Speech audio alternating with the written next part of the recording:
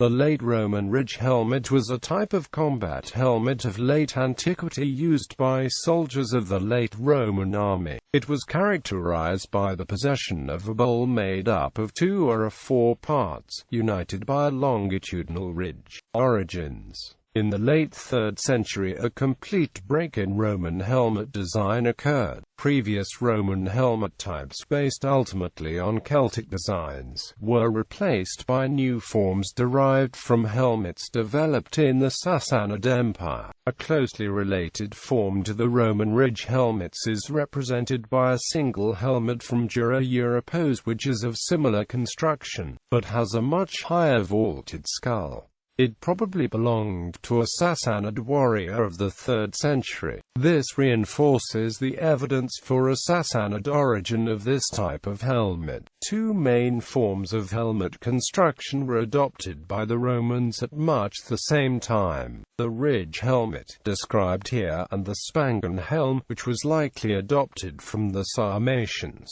The earliest confirmed example of a late Roman ridge helmet is the Richborough helmet, which dates to about 280 AD. Construction. Unlike earlier Roman helmets, the skull of the ridge helmet is constructed from more than one element. Roman ridge helmets can be classified into 2 types of skull construction: bipartite and quadripartite, also referred to as incisor type and Burkassovo type respectively. The bipartite construction method is usually characterized by a 2-part bowl united by a central ridge running from front to back and small cheek pieces. Also, it lacks a base ring running around the rim of the bowl. Some examples of the bipartite construction also utilize metal crests, such as in the incisor IV and river Mars examples. The second type of helmet has a quadripartite construction, characterized by a 4-piece bowl connected by a central ridge, with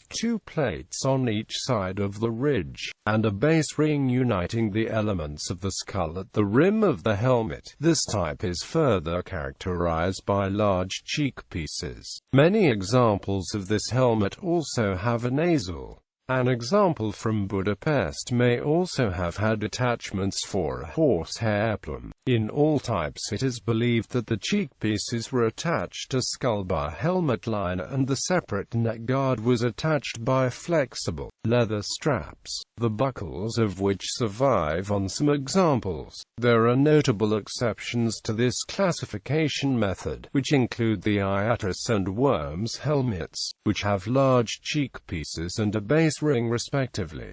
Other helmets also contain minor variations. Decoration. The majority of examples excavated to date have evidence of either decorative silvering of the iron, or are covered by costly silver or silver gilt sheathing, a job entrusted to men called barbaric. The Burkassovo I example is decorated with many glass gems on the bowl, cheek pieces, and neckguard. For a number of extant helmets, all that remains is the decorative silver or gold sheathing, the iron having corroded away entirely. A single helmet found at Intisisa in Hungary, where a hoard of 15 to 20 helmets was unearthed, has a tall, integral iron crest attached to the ridge. A similar helmet found at August has 3 slots in its ridge for the attachment of a separate crest. There have also been finds of unattached crest pieces, or ones attached to only the ridge of the helmet. Usage. Earlier Roman cavalry helmet types usually have cheek guards that have a section covering the ears, whereas infantry helmets do not. Many authors have extrapolated from this that the incisor type helmets were infantry helmets, while the Burkassovo type helmets were cavalry examples, based mostly on the existence of ear holes in the incisor type.